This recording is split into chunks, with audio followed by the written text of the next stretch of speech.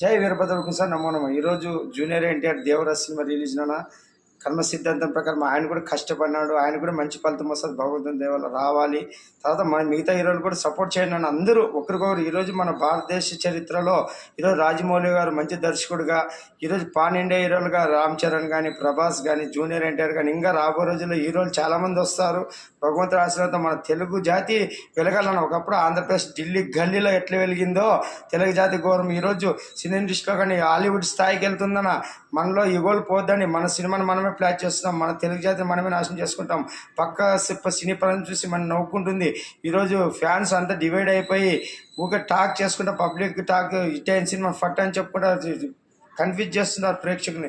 దయచేసి చేద్దానన్న.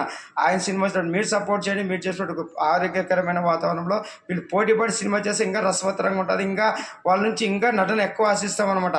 ఆ విధంగా మంచి అద్భుతమైన నటన